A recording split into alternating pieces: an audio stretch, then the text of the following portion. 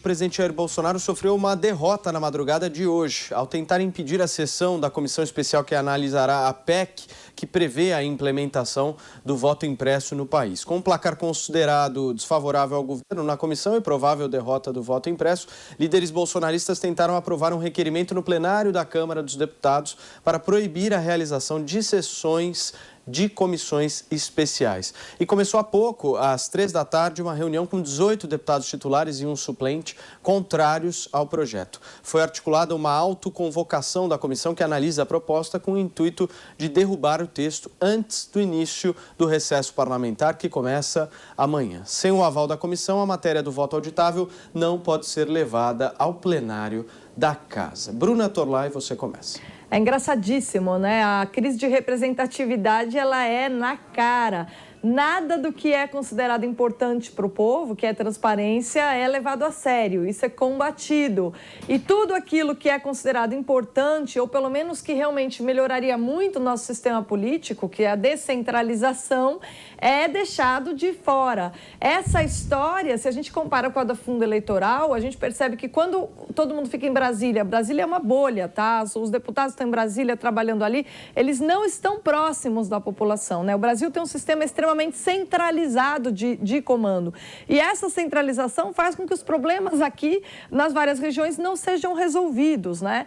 E isso que acontece lá, de se passar coisa na calada da noite, de se derrubar aí essa tentativa coordenada do pessoal da base de apoio ao governo de tentar fazer passar o voto impresso, que é algo que tem apoio, pelo menos de uma parte da população, isso tudo é mais um reflexo do descaso absoluto desses políticos de sempre, do tal estamento burocrático, para com o povo brasileiro, né? Então, assim, é uma derrota para o Bolsonaro? Na verdade, é uma derrota para o Brasil você não ter transparência nas eleições, mas é uma vitória para os mesmos que comemoram a aprovação desse fundão eleitoral super faturado que a gente está vendo aí. Serrão, você. Exatamente, vamos repetir o que temos falado aqui sempre. O regime do crime institucionalizado, e para ele vale tudo, não quer a transparência eleitoral. Ele quer manter o modelo atual, que é o trâmite sigiloso eleitoral. A gente é obrigado a acreditar no dogma do resultado final proclamado eletronicamente pelo Tribunal Superior Eleitoral. Isso não é mecanismo de escolha absolutamente seguro, nem honesto, nem confiável. Quando a gente é obrigado a aceitar goela abaixo uma totalização final de votos, sem direito a ter a conferência disso aí fisicamente, isso não é nem a democracia que os nossos famosos políticos insistem em fingir que tem aqui no Brasil, quando não existe. O Brasil, o regime aqui vigente é a oclocracia, é a cleptocracia, é o regime do banditismo. É o que estamos vendo agora com esse fundo eleitoral indecente, com essa tentativa de aprovar o soviético distritão ou distritão misto e também com o impedimento a termos o voto fiscalizável diretamente pelo eleitor, que seria o avanço na votação pela urna eletrônica. O modelo é bom, mas tem que ser aprimorado. O nosso já está ultrapassado. Então, não dá para aceitar no dogma defendido tanto pelos ministros do Supremo Tribunal Federal quanto pelo Tribunal Superior Eleitoral. O Brasil precisa, sim, eleger representantes legítimos com a máxima segurança possível. O sistema de hoje não garante a segurança. Não estamos dizendo nem que tenha fraude, mas a gente não tem também, pelo contrário, na dialética, a certeza da honestidade. Constantino, para a gente fechar.